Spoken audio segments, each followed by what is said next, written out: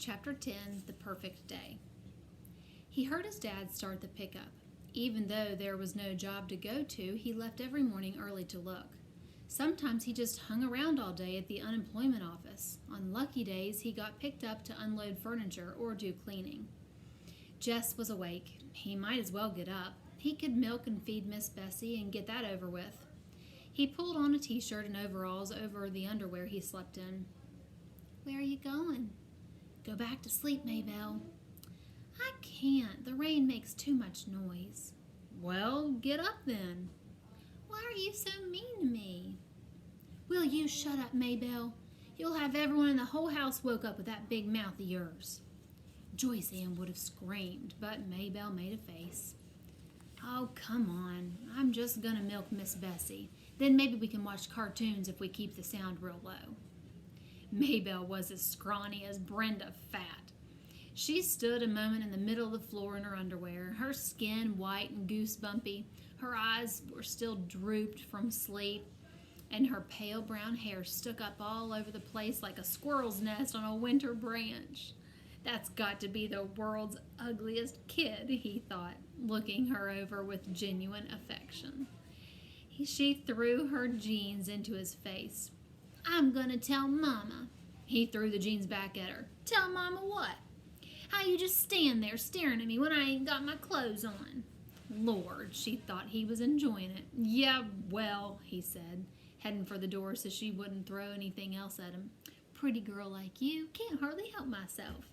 He could hear her giggling as he crossed the kitchen. The shed was filled with Miss Bessie's familiar smell. He clucked her gently over and set his stool at the flank and the pail beneath her speckled udder. The rain pounded the metal roof of the shed so that the plink of milk in the pail set up a counter rhythm. If only it would stop raining. He pressed his forehead against Miss Bessie's warm hide. He wondered idly if cows were ever scared, really scared. He had seen Miss Bessie jitter away from PT, but that was different. A yapping puppy at your heels is an immediate threat, but the difference between him and Miss Bessie was that when there was no PT in sight, she was perfectly content, sleepily chewing her cud. She wasn't staring down at the old Perkins place, wondering and worrying. She wasn't standing there on her tippy toes while anxiety ate holes through all her stomachs. He stroked his forehead across her flank and sighed. If there was still water in the creek come summer, he'd ask Leslie to teach him how to swim. "How's that?" he said to himself. "I'll just grab that old terror by the shoulders and shake the daylights out of it. Maybe I'll even learn scuba diving." He shuddered. He may not have been born with guts, but he didn't have to die without 'em. "Hey, maybe you could go down to the medical college and get a gut transplant." "No, Doc. I got me a perfectly good heart. What I need is a gut transplant." "How about it?" He smiled. He'd have to tell Leslie about wanting a gut transplant. It was the kind of nonsense she appreciated. "Of course," he broke the rhythm of the milking long enough to shove his hair out of his face.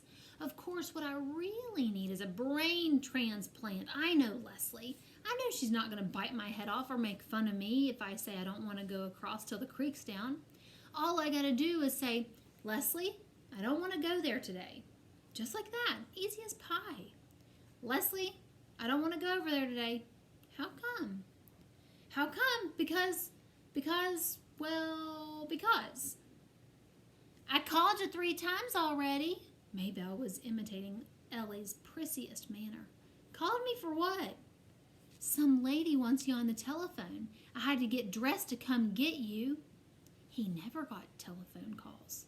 Leslie had called him exactly once, and Brenda had gone into such a song and dance with her about Jess's getting a phone call from his sweetheart that Leslie had decided it was simpler to come to the house and get him when she wanted to talk. "Sounds kind of like Miss Edmonds." It was Miss Edmonds. "Jess?" Her voice flowed through the receiver. "Miserable weather, isn't it?" "Yes'm." He was scared to say more for fear she'd hear the shake. "I was thinking of driving down to Washington. Maybe go to the Smithsonian or the National Gallery. How would you like to keep me company?" He broke out in a cold sweat. Jess. He licked his lips and shoved the hair off of his face. You still there, Jess? Yes'm. He tried to get a deep breath so he could keep talking. Would you like to go with me? Lord. Yes'm. Do you need to get permission? She asked gently. Yes'm. He had somehow managed to twist himself up in the phone cord. Yes'm, just a minute. He untangled himself, put the phone down quietly, and tiptoed into his parents' room. His mother's back made a long hump under the cotton blanket. He shook her shoulder very gently. Mama. He was almost whispering. He wanted to ask her without really waking her up. She was likely to say no if she woke up and thought about it. She jumped at the sound, but relaxed again, not fully awake. Teacher wants me to go to Washington, to the Smithsonian. Washington? The syllables were blurred. Yeah, something for school. He stroked her upper arm. Be back before too late, okay? Don't worry, I done milking. She pulled the blanket to her ears and turned on her stomach. Jess crept back on the phone. It's okay, Miss Edmonds, I can go. Great, I'll pick you up in 20 minutes. Just tell me how to get to your house. As soon as he saw her car turn in, Jess raced out the kitchen door through the rain and met her halfway up the drive. His mother could find out the details from Maybelle after he was safely up the road. He was glad Maybelle was absorbed in the TV. He didn't want her waking Mama up before he got away. He was scared to look back even after he was in the car and on the main road for fear he'd see his mother screaming after him. It didn't occur to him until the car was past Millsburg that he might have asked Miss Edmonds if Leslie could have come too. When he thought about it, he couldn't suppress a secret pleasure at being alone in the small, cozy car with Miss Edmonds. She drove intently, both hands gripping the top of the wheel, peering forward. The wheels hummed and the windshield wipers slicked in a merry rhythm. The car was warm and filled with the smell of Miss Edmonds. Jess sat with his hands clasped between his knees, the seatbelt tight across his chest. Darn rain, she said. I was going stir crazy. Yes'm, he said happily. You too, huh? She gave him a quick smile. He felt dizzy from the closeness. He nodded. Have you ever been to the National Gallery? No, ma'am. He had never even been to Washington before, but he hoped she wouldn't ask him that. She smiled at him again. Is this your first trip to an art gallery? Yes'm. Great, she said. My life has been worthwhile after all. He didn't understand her, but he didn't care. He knew she was happy to be with him, and that was enough to know. Even in the rain, he could make out the landmarks, looking surprisingly the way the books had pictured them.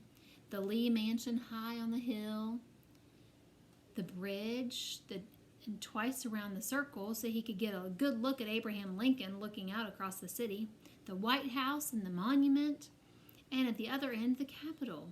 Leslie had seen these places 1,000,000 times. She'd even gone to school with the girl whose father was a congressman. He thought he might tell Miss Edmonds later that Leslie was a personal friend of a real congressman. Miss Edmonds had always liked Leslie. Entering the gallery was like stepping inside the pine grove. The huge vaulted marble, a cool splash of the fountain, and the green growing all around. 2 little children had pulled away from their mothers and were running about screaming to each other. It was all Jess could do, not to grab them and tell them how to behave in so obviously a sacred place. And then the pictures, room after room, floor after floor. He was drunk with color and form and hugeness, and with the voice and perfume of Miss Edmonds always beside him. She would bend her head down close to his face and give some explanation or ask him a question, her black hair falling across her shoulders. Men would stare at her instead of the pictures, and Jess felt they must be jealous of him for being with her. They ate a late lunch in the cafeteria. When she mentioned lunch, he realized with horror that he would need money, and he didn't know how to tell her he hadn't brought any, didn't have any to bring for that matter. But before he had time to figure out anything, she said, "Now, I'm not going to have any argument about who's paying. I'm a liberated woman, Jess Aarons. When I invite a man out, I pay." He tried to think of some way to protest without ending up with a bill, but couldn't, and found himself getting a $3 meal, which was far more than he had meant to have her spend on him. Tomorrow he would check out with Leslie how he should have handled things. After lunch, they trotted through the drizzle to the Smithsonian to see the dinosaurs and the Indians. There, they came upon a display case holding a miniature scene of Indians disguised in buffalo skins, scaring a herd of buffalo into stampeding over a cliff to their death, with more Indians waiting below to butcher and skin them. It was a three-dimensional nightmare version of some of his own drawings. He felt a frightening sense of kinship with it. "Fascinating, isn't it?" Miss Edmonds said, her hair brushing his cheek as she leaned over to look at it. He touched his cheek. "Yes'm," he said, then to himself, "I don't think I like it." But he could hardly pull himself away. When they came out of the building, it was into brilliant spring sunshine. Jess blinked his eyes against the glare and the glisten. "Wow," Miss Edmonds said, "a miracle. Behold the sun." I was beginning to think she had gone into a cave and vowed never to return, like the Japanese myth. He felt good again. All the way home in the sunshine, Miss Edmonds told funny stories about going to college one year in Japan, where all the boys had been shorter than she, and she hadn't known how to use the toilets.